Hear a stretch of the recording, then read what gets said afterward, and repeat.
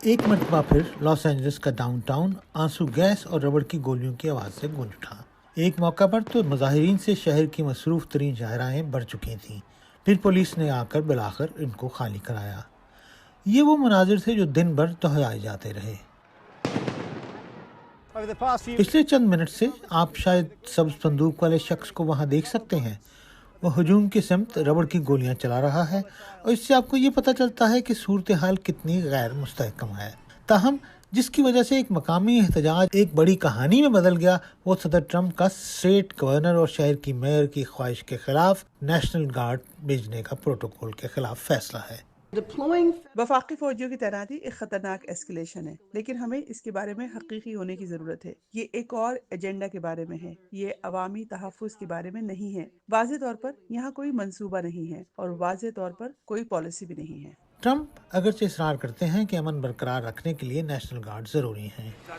اگر ہم اپنے ملک اور اپنے شہریوں کے لیے خطرہ دیکھیں گے تو ہم لا اینڈ آرڈر کے لحاظ سے بہت سخت ہو جائیں گے۔ یہ لا اینڈ آرڈر کے بارے میں ہے۔ اس سیلف ڈرائیونگ وائمو کار کو آگ لگا دی گئی، جو کہ پھیلتے ہوئے تشدد کی ایک اور مثال ہے، لیکن مظاہرین کی اکثریت پرامن رہی، جن میں سے اکثر کا تعلق خود تارکین وطن برادری سے۔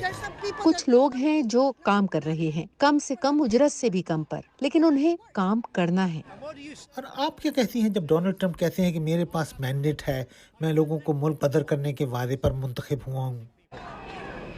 وہ مالک نہیں، مالک صرف خدا ہے۔ حکومت اگرچہ اصرار کرتی ہے کہ امیگریشن چھاپے جاری رہیں گے اور ایل اے کو ان کا مزید سامنا کرنا پڑے گا۔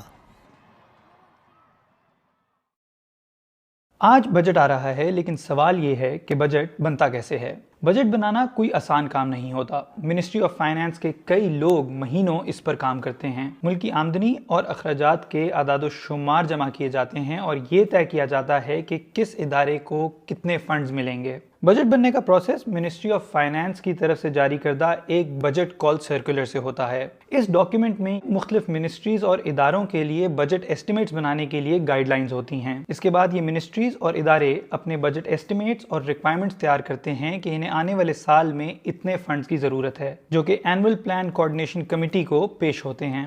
اس کے بعد اس میں باقی ادارے اپنی انپٹس ایڈ کرتے ہیں، جیسے F B R taxation targets add کرتا ہے، اس میں آئی ایم ایف کی ریکوائرمنٹ سے کوآپریٹ ہوتی ہیں اور بجٹ کی ایک براڈر آؤٹ لائن بنتی ہے، یعنی کتنے فائنانسز اویلیبل ہیں اور وہ کس کس کو دیے جائیں گے۔ اس کے بعد یہ ڈاکیومنٹ نیشنل اکنامک کاؤنسل کو بھیجا جاتا ہے، جس سے پرائم منسٹر خود ہیڈ کرتے ہیں۔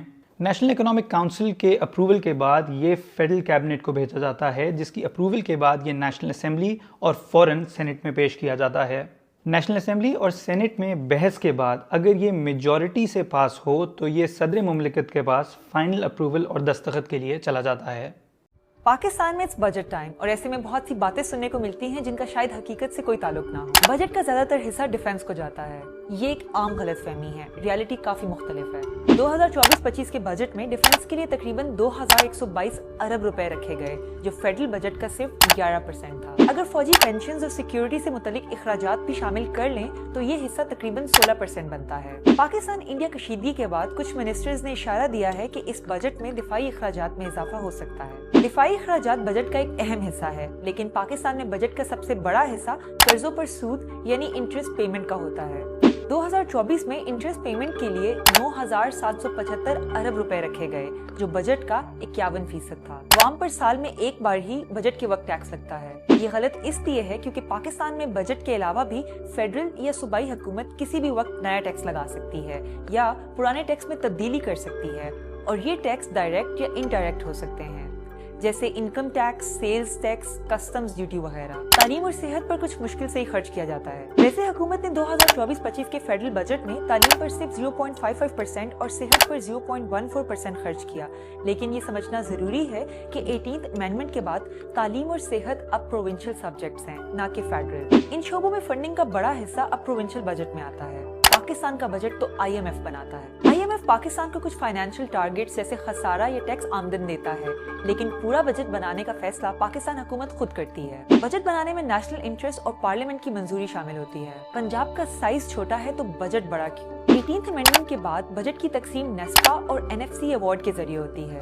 جو صوبوں کی آبادی اور ضروریات کی بنیاد پر مختلف ہوتی ہے۔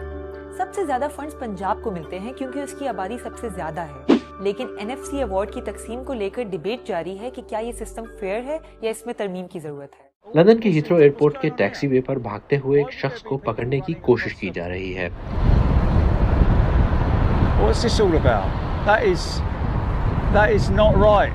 ایئرپورٹ کے عملے نے اس کے پیچھے بھاگ کر اس کو روک لیا۔